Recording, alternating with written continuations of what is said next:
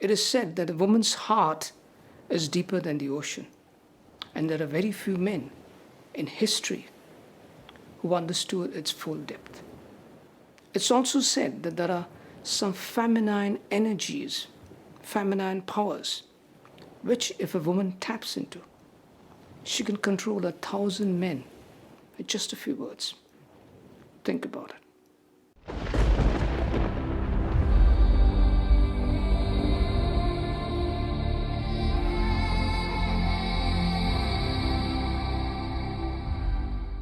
Mrs. Hema Myer Sood, a woman who's an author, a psychic, and a healer, who's even inspired me in many ways, and I believe she's inspired the journey of my soul also.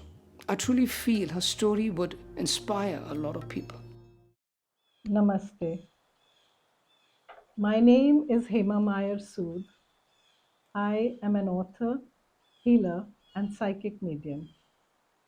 I'm delighted to do this presentation with Mahesh Kamath, who's an extremely inspirational figure as he empowers girls and women in safety techniques as he visits schools, hospitals, corporate institutions. I was born in Delhi and I grew up in Bangalore, and that is where I went to school and college. We had our 40th school reunion, and it was a beautiful, nostalgic reunion because I met my school friends after 35, 40 years. And what made it more special was it was a month before the pandemic, and none of us knew what was going to happen. It was literally an unknown experience because no one ever prepared us for the pandemic. So, this is something which made the reunion so beautiful because we had girls who came over from USA, Africa, Australia, literally across the world.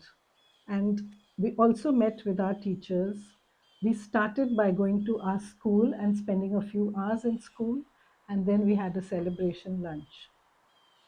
That is my memory of school, and I'm so grateful that we had that reunion. When I was in 10th standard, like every child, I was at the crossroads of life. I was uncertain about the future. I had dreams, aspirations. Sometimes I thought of being a model, maybe taking part in films. My parents wanted me to go to a finishing school in Switzerland and learn languages. But my dad's sisters, my aunts, were the ones who actually got their way when they insisted that I take up a degree course and then pursue all this at a later stage. So I enrolled in BCom in Mount Carmel College. But all this happened when I was in ICSE, and we were the last batch of 10th standard. That batch, which had 1.5 year of 10th standard instead of 1 year, we were an iconic batch in that way because across India there was no 1979 ICSE exam. From 1978, it went to 1980. I was also the first batch of commerce in Mount Carmel College. And today, Mount Carmel College is amongst the top 5 in commerce in India. College was a lot of fun, and I had a lot of opportunities to take part in extracurricular activities and sports. And I'm sure very few people know that I represented Goa in basketball. Goa was not a state in the 1980s when I was in 11th and 12th standard, 1981 and 82. And Karnataka and Goa were clubbed together for the NCC basketball teams.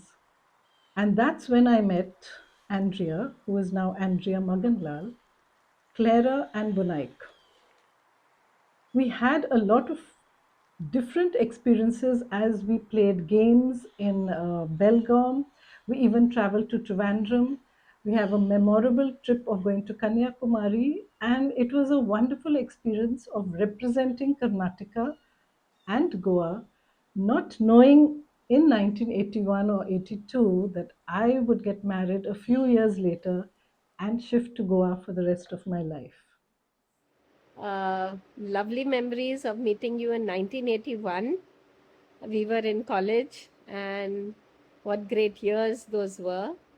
I was in NCC playing basketball, and we met. First, I think you were represented Karnataka and we were Goa, and we played in Trivandrum, I think, against each other. Don't remember which team won, but then you and I was selected to represent the Goa Karnataka team at the Republic Day in Delhi. What an awesome, exciting time it was. But more than that, I remember you as a beautiful, pretty young lady, and a beautiful smile, which of course you still have. And you're not only beautiful outside, but beautiful inside out, I would say. So those are great memories of playing NCC basketball. And yes, who knew that you would be in Goa and be a mother-in-law to a beautiful Gujarati girl, Siddhi. So God bless Hema. Wishing you all the best in whatever you do and your future endeavors. Love you, Andrea Maganlal. There were immense extracurricular activities in college, and I participated in the journalist activity because that is something which appealed to me, not knowing later on that I would become an author. It was real fun to walk amongst the audience and listen to small snippets of their remarks, or even overhear what the teachers were saying to each other about a student, and then include it in my writing, and the thrill of seeing it published. That was something I truly enjoyed in college.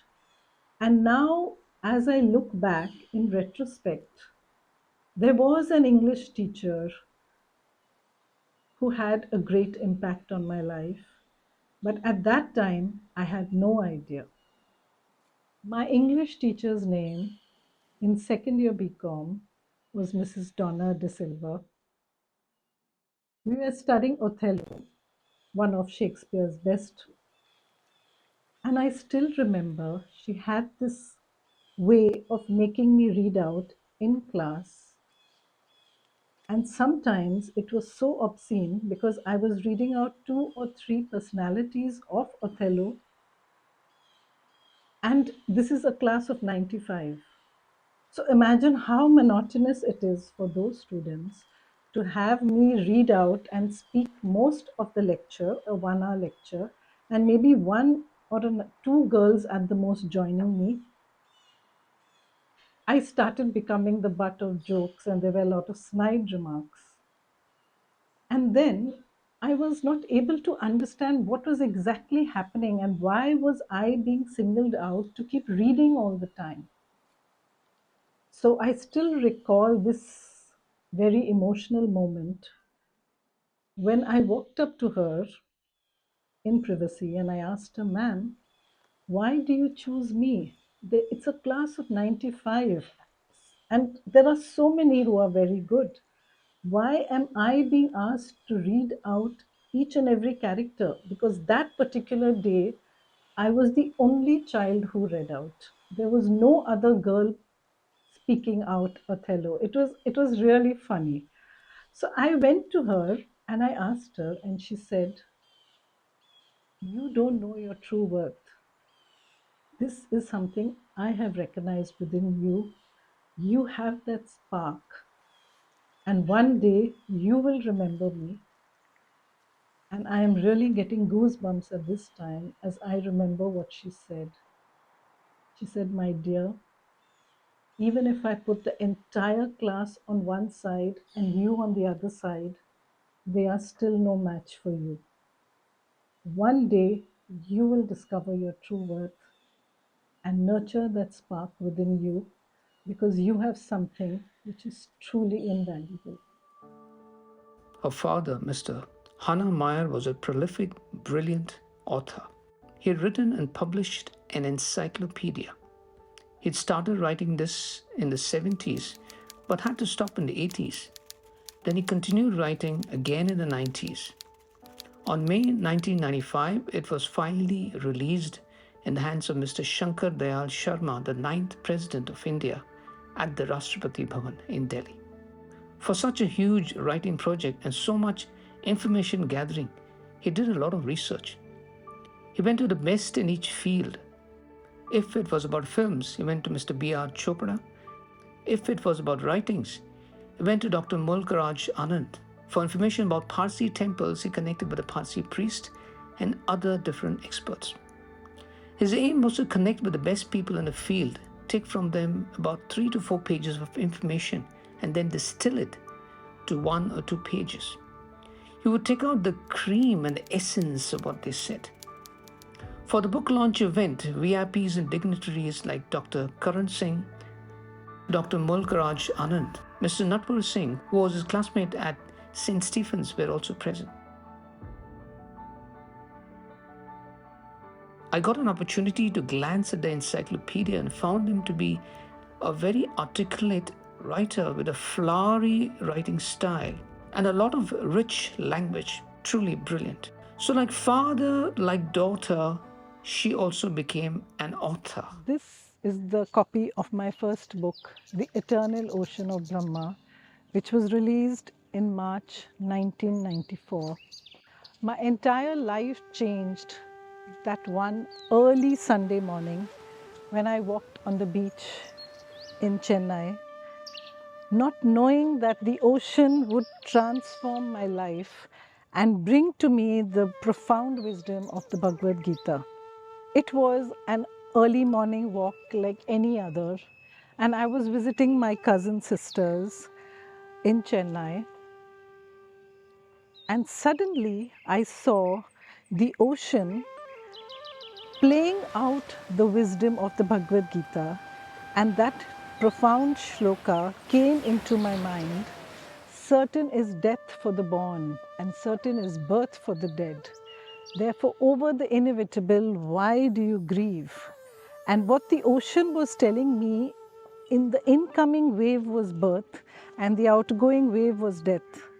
And in that moment of realization, my life changed, and I began writing this book, which was my initial foray into the written word. That early morning walk was just a month before I met my to-be husband, and destiny brought me to Goa, where I regularly went to the ocean and imbibed esoteric insights, different incidents of the waves, the play of the wind, the monsoon effect of the ocean. All these came into my book, The Eternal Ocean of Brahma. And truly my life has transformed living next to the ocean in harmony with nature and in connect with the vast, infinite, magnificent ocean. I love to swim in the ocean, and each time I went to the ocean, I would receive different insights. And that's what you will find in The Eternal Ocean of Brahma.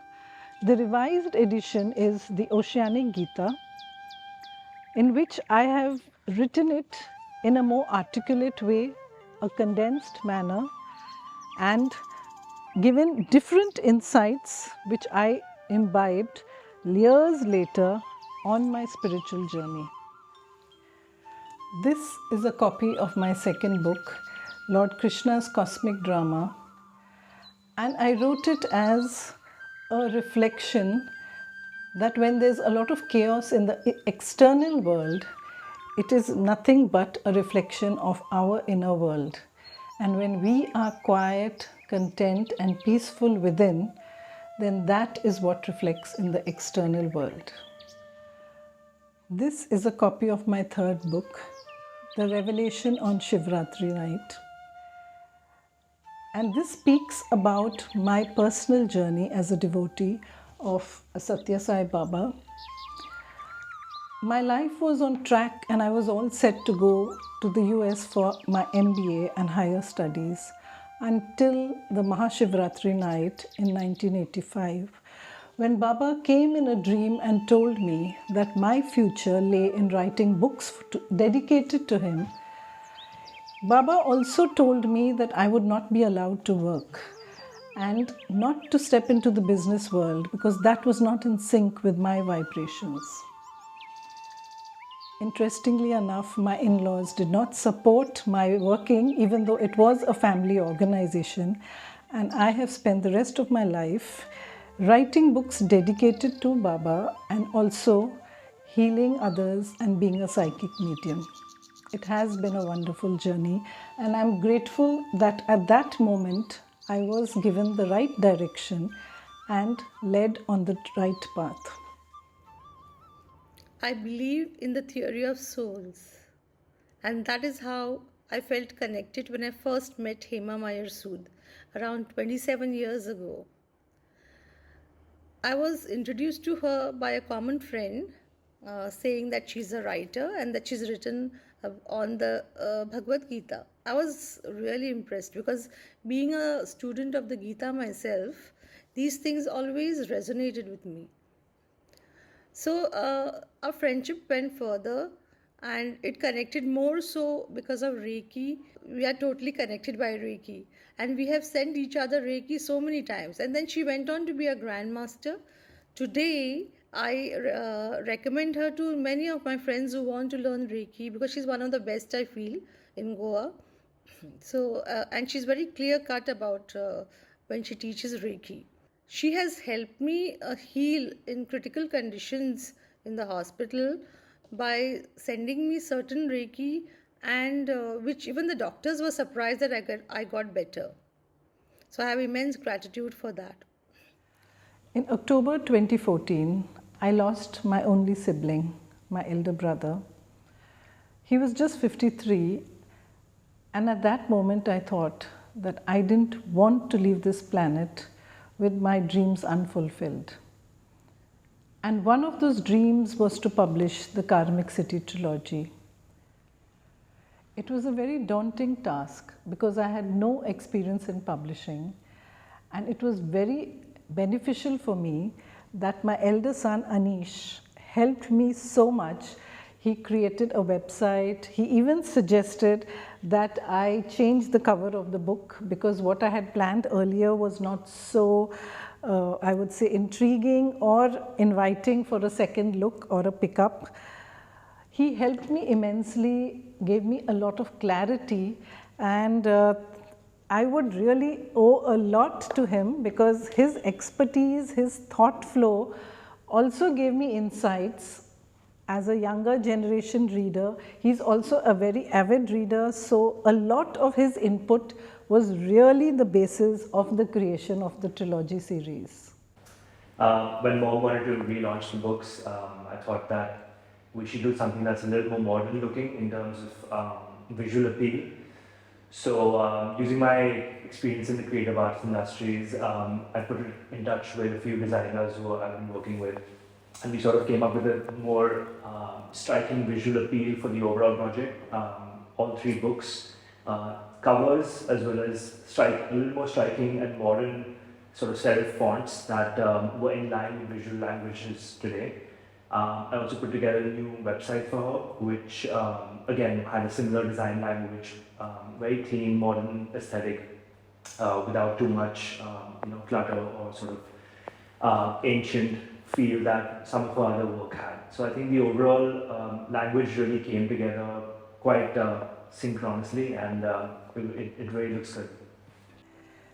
This is a copy of my fourth book and the first book of the Karmic City trilogy, The City of Lord Brahma.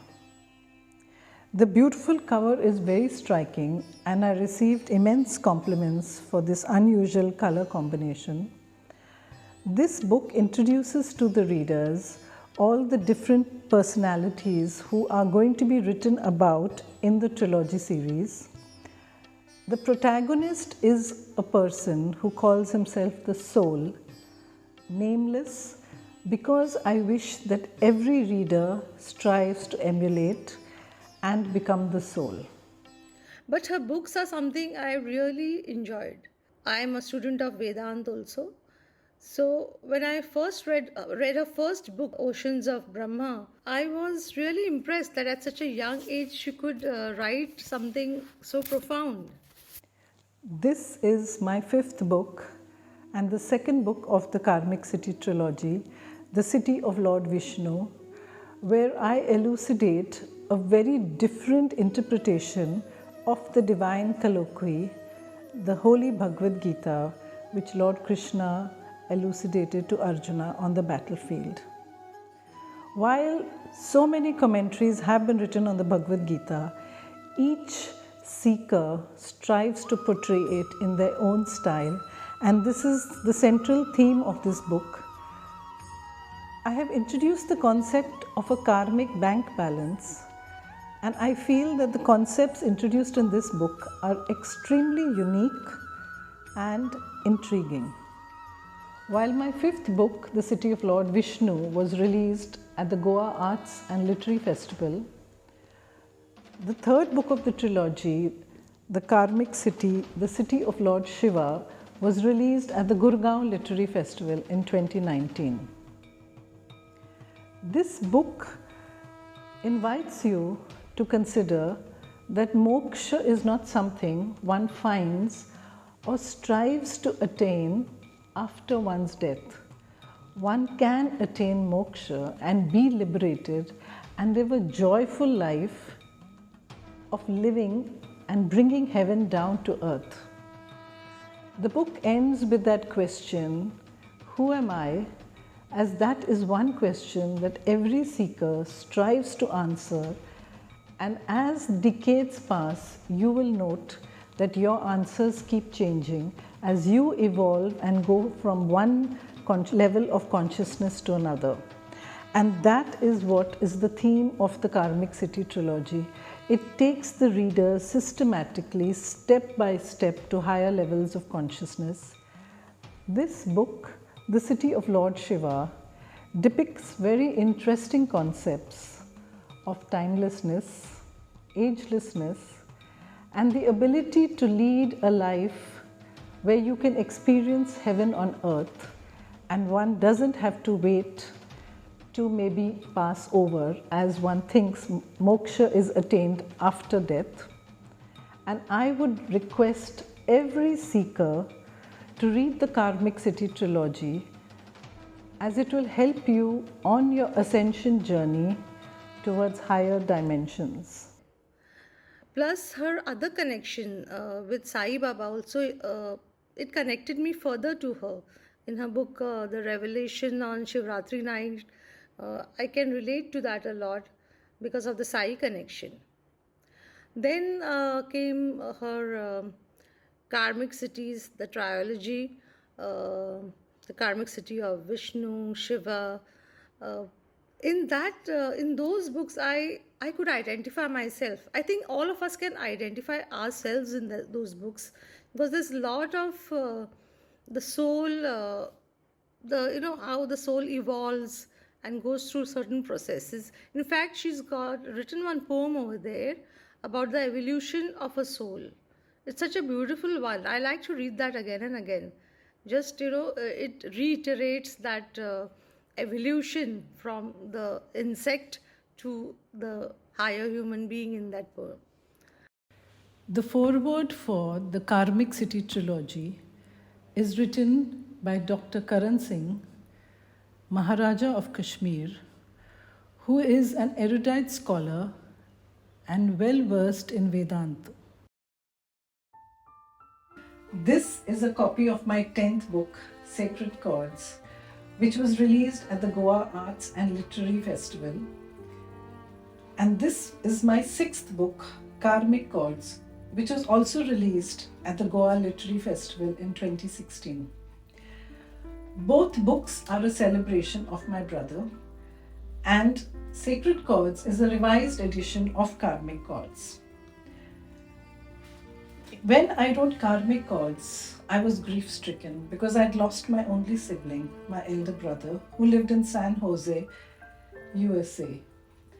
He was a pathbreaker because he had created the world's first mortgage website, And he was a pioneer in the mortgage and the business and financial world, and he received a lot of awards, acclaim, and honor. For me, it was the loss of a brother, too early, a life snuffed out. So there was a lot of grief when I wrote this book. The contents were very similar when I rewrote this book. It was more of a revised edition. But when I wrote this book, I focused on the abundance that I had my brother in my life for 53 years, and not on the lack of losing him, or that he was not there for me later on as my children grew up and as we wished to celebrate so many more things with my parents. And this is what I would like to tell my viewers, that what do you focus in life? Do you focus on lack or abundance? If you focus on lack, then lack shows up in your life. And if you focus on abundance and having so many things to be grateful for, then abundance shows up in your life. Because there's a famous saying that wherever your focus goes, energy flows. In retrospect, I recall those long, endless nights when I used to love sitting and writing. I had no other time to write since my son was a highly energetic child, and when he was asleep, I would sit every day from 10 p.m. and write up to 2 a.m. I do acknowledge that it was a crazy time to write, but I guess that inner spark that my college teacher spoke about and discerned in me was the driving force. I was very lucky because my husband supported me and the family did. And I did this for 2 to 3 years till my first book was ready. Hi, I'm Hima's husband, Sandeep. And I live by the belief that all of us, when we come to this planet, when we are born for a mission, something specific. Every soul must be allowed to grow, to flourish, and to create whatever you're destined for.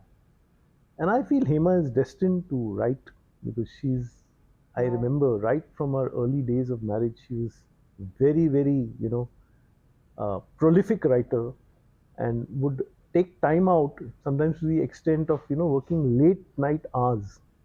But it never bothered me. And I supported her. I said, yes, if you like writing, go ahead. And wow, she's like done 10 books. Isn't that something great? I'll continue supporting her, and I wish her all the best so that the future is illuminated brightly for her just the way she wants it to be. God bless. Mr. Sandeep Sood, I've known him since my childhood as a senior in my school days. He was like an idol to me. He was a scholar, good in sports, good in cultural activities, good in everything he did. I truly admired him, and today, as a married man, he's become an ideal husband, a perfect example to a lot of husbands. The way he supports his wife, encourages her in her amazing talents. Thank you for the way you are. God bless you. This is a copy of my 9th book, Tijara's Mystery Codes. It's my first book in historical fiction, and it is interwoven with clairvoyance and an intriguing murder mystery. A lot of people have asked me that since I primarily write non-fiction, what drove me to write fiction? And I am going to reveal something which I have not shared yet with anyone on how this book actually happened to be. As I mentioned a little earlier, I lost my only sibling, and we tried to connect to a psychic medium a little after he passed away, and that is written in the book Karmic Chords and Sacred Chords. The psychic medium said it was too early to connect to my brother, but he said that the energies of my brother had sent me a message that once I am ready by completing all my backlog of books, he is going to start influencing me with his wisdom and with his knowledge for my books. I was quite taken aback, but my brother, like me being an avid reader, would have definitely influenced me in a unique way. And this is what I'm going to share happened to me on 3rd December 2015 at this lawn outside. I was doing yoga, and while I looked out, I was facing the east because the sun rises here. I suddenly saw a huge image of my brother. It was more than 15 to 20 feet. It was life-like, so huge, and he was just smiling. I stared at that image. It may have been 5 seconds, it may have been 20 seconds, I don't know, but I was just staring at my brother. But all that he was doing was just smiling at me. And of course, that was the end of my yoga. But I just sat down at the desk, and that is how Tijara's Mystery Codes started. It was a gushing, it was a torrent. I think my fingers just flew over the laptop. And it was as if my fingers had a life of their own, and this magnificent book came into being. In between, I did stop it to write my book on my brother, Karmic Chords, because I felt that I was now healed and I could write that book and complete it. I also visited Tijara once or twice for research and to get more details about the entire historical background, the era of the Mahabharata, and when the Tijara Fort Palace was built. I really enjoyed writing Tijara's Mystery Codes because it had so much more to offer, and with fiction, one can dabble a lot and try your hand at portraying and depicting so many different scenarios. The first timeline of Tijara's Mystery Codes is set in the Mahabharata era, and I have given the facts as they occurred. The ancestors of Tijara Fort fought in the Mahabharata war, but they were infamous because they fought on the side of the Kauravas against the mighty Pandavas. The 4 kings of Tijara Fort Palace were the ones who led Prince Arjuna away when Abhimanyu was killed in the Chakravyuh. And this motive and this idea of the Chakravyuh is something which is recurring in the book Tijara's Mystery Codes. The second timeline is when the actual fort palace was built in the 17th century, but the king was mysteriously murdered. Who killed him? And that entire intriguing story is what forms the second timeline of Tijara's Mystery Codes. The third timeline is pure fiction, in which I write about Maharaj Mahadev, who is holding on to the crown because as he's aging and he's becoming infirm, he does not wish to give up the throne. So he decides to get an elixir made, the fabled elixir which was passed down through generations from the Mahabharata era. But there is a curse attached to the elixir, and generations have been wiped out with this curse. Yet Maharaj Mahadev decides to get the elixir made, and he begins to enjoy the elixir and much better health. But tragically, the doctor who created the elixir is mysteriously murdered. The Maharaj was stunned, and since no one was aware of this clandestine operation, he is not able to reveal to the family that he was getting an elixir concocted.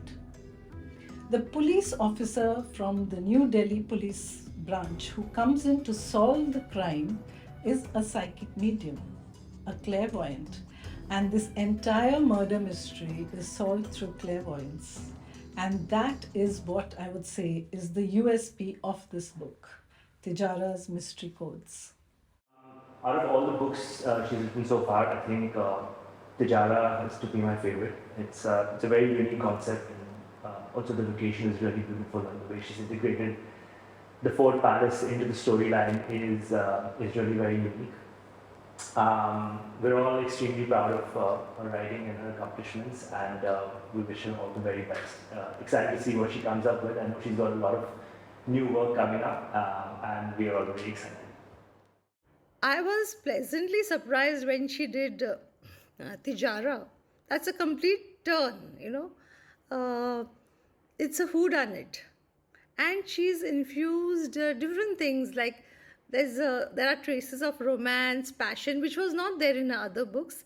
But this is a complete different kind of book, which I'm sure a lot of people can enjoy, even the non-spiritual ones. It sort of that it sucks you into a vortex of trepidation. You're intrigued all the time. You're trying to guess who the murderer is, and I feel this can be made into a Netflix series or something, because it can do well that way. It's a highly challenging book. I mean, to go through those whole process of writing, and for the reader also, it's like highly challenging. But I'm pretty impressed by all her the style, which she has completely changed, you know, in this particular book. Yes. The Tijara's Mystery Chords will eventually be made into a Netflix series, and I am in talks with a producer, and hopefully within a few years or earlier, you will be able to view it on OTT platforms. Hi, I'm Arjun. I'm here to talk about my mom. So, she has published 9 books with her 10th on the way, and I think that's a great achievement.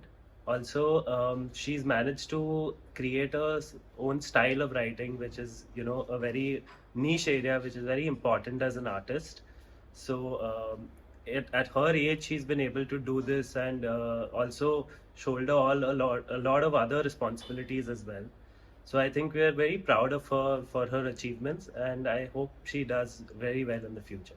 I'm really proud of her that she has evolved as a writer, especially Tijara, and I'm waiting for the sequel. Let's see when that happens. Thank you so much. All the best, Hema. This awesome bridge is a marvel of technology, and I'm always enchanted when I drive here.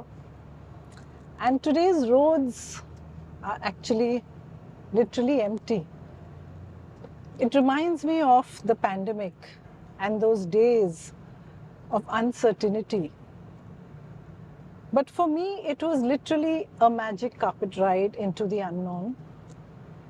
As immense opportunities opened up, since so many people who I wished to connect to came online, they started teaching online, there were courses online, and I could connect to anyone across the world. I also learnt the Akashic records, and this was one modality which I have always been enchanted for years. In 2001, when I became a Reiki Grand Master, I was discussing with my Reiki master about certain traumatic cases and about healing those people who have been through any kind of trauma, physical abuse. And at that moment he said, if we could access the Akashic records and heal the Akashic records, then maybe things could change. But neither he nor I ventured down that path because we didn't know how to. And therefore, when I learnt the Akashic records, for me it was an awesome experience. It was very natural. I just started reading as if I've read for lifetimes. And this is something which I have truly specialized in. On April 21, I actually created my own prayer for the Akashic records. And that is something I believe I may be the first Indian to do so, and perhaps amongst the very few in the world who have created an Akashic prayer to access the 5th dimension. I still recall that amazing day in April 2021. I literally slept for 15 to 16 hours non-stop, just getting up for meals as I was integrating the immense download of energies. I could feel spirals of energies cascading on me, and I was just literally awake for a very short while. And in that 1 hour, I wrote down this prayer, and this is the prayer I use whenever I access the Akashic records. I do teach the Akashic records, but when I do, I teach the prayer which I have learnt. Hema, what can I say about you? There's so much to say, and I don't think I'm going to cover it or do justice to it, but here's my attempt to do so. I've recommended you to all my friends because I feel that you've really helped me in my personal and my professional life. You've shown me insights either through our one-to-one sessions or through tarot or through opening up my Akashic records, and you've always been available, right, without any financial ask attached to your interest in my life or the amount that you have helped me. You've always been available, and you've really helped me understand that the universe actually has my back, and that everything that happens or will happen for my highest good. One of the most common questions that I am asked is, what are the Akashic records? It intrigues many, but very few know exactly what it means. And to put it in a nutshell, I will say that the Akashic records is your book of life. It contains the quintessence of every action, deed, and thought of every lifetime condensed in your personal book. But the book is not a physical entity for you to open. It is something subtle, and it is in ether. It does not have any kind of a place that we can say belongs to a Akashic library. Even though we do speak of an Akashic library, it's a vast unknown space in the sky. And as you know, the sky is all around us because the earth revolves and rotates constantly. So basically, your life today, your current life, is a combination of so many past lives. And when you wish to understand a relationship better, or when you wish to understand any recurring problem better, then we look at your Akashic records to see which past life is influencing you, and we basically connect to your past life through your name, because your name is your connection to this life. So supposing you have an issue with a child, we would see the Akashic record of your child and yourself, and I would start by saying how many past lives you've had, and then I will elucidate on whatever I perceive of those different past lives. And as I do so, you will start getting a clarity into the issues of this life. So it is a very interesting phenomena that whatever we need to learn and complete in our karmic lessons shows up for us as incomplete issues of our past lives. And until we complete it, these problems keep recurring in our life. So once you have that clarity that this is what has happened in a past life, you will understand it better. It actually brings a sense of completion on its own, because that clarity enhances what you have experienced in your current life. Because very often you can't explain that how somebody in the family doesn't trust you, or they kind of treat you very badly, or you feel victimized, or even there's so many instances of sexual abuse from a family member. So all these instances and everything is given immense clarity to you when you open your Akashic records. You've helped me through so much that I have been through, and I think the progress that I have made in my professional and personal life, I couldn't have done it without your guidance, without your insights, because you helped me keep the faith going. You helped me understand the why, the what, the when, and the how. So I think I have recommended you to everyone that I know, and I think that's a testimony to how wonderful you are at what you do and how much you help people. I think that going above and beyond your duty and going above and beyond what someone asks of you. I think that's absolutely phenomenal, and that's really what an angel is all about. So for me, you are an angel. I haven't been able to see your wings, but you walk this earth, And thank you for being in my life. Thank you. In March 2009, I was driving past a friend's place in Vasco and I was guided to go in and meet her, not knowing that she reads the tarot cards. Out of curiosity, like every person, I asked her to read for me, and her message was really surprising. It took me aback because I did not expect to hear that Shirdi Sai Baba has asked me to channel. And I knew that for long I have been practicing channeling but always hesitated to put it forth in words. So what began in March 2009 continued for over a decade, and even today I do a lot of channeling. I am in the process of releasing a series of 4 books called the Gratitude Channelings, which has over dozens, maybe hundreds of channelings of different masters, the Sai Gurus. What happened in 2021 was that I was being continuously guided to teach channeling. The pandemic was on, it was raging, and we were, as light workers and healers, committed to do our best for society. And what they explained to me was that every time I did not share my knowledge, I was stalling the other's ascension.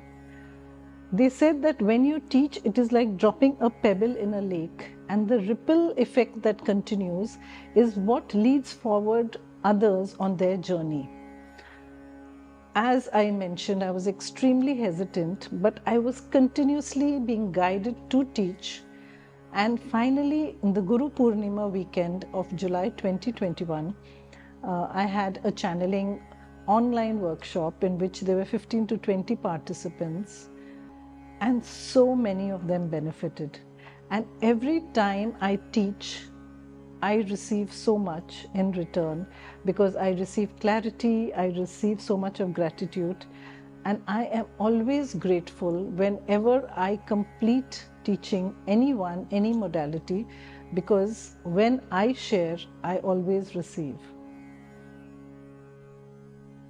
I would like to ask each one of you, what is important in your life? Do you seek external acclaim? Do you seek to be known? Or when you do anything, do you seek for an inner satisfaction, a feeling of having contributed to another and empowered others? Very often I see the words celebrity psychic medium, or the top 10 psychic mediums. And this question is put to me because I don't have any testimonials on my website.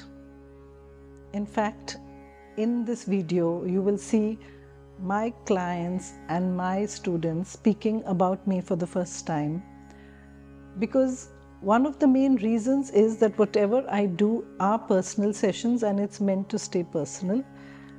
So that's one of the reasons I don't take testimonials on my website. I also believe that when I give to another, I truly give of myself, and that is what I am so grateful for. And after I complete every session, whether it is an Akashic record session or a channeling session, I am in total gratitude, because I have been able to channel and give clarity to another using the talents which God has given me. And now I am empowered to share these talents by teaching it to others. And for me, this is an immense feeling of gratitude, of being able to contribute and empower people.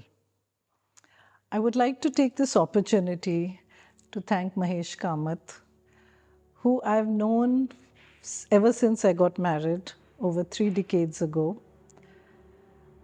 I knew him as a family friend and a classmate of my brother-in-law. And for me, the image that I had of Mahesh was of a martial arts teacher, and later on he started teaching Tai Chi, which I was intrigued to learn, and I did connect to him about 7-8 years ago.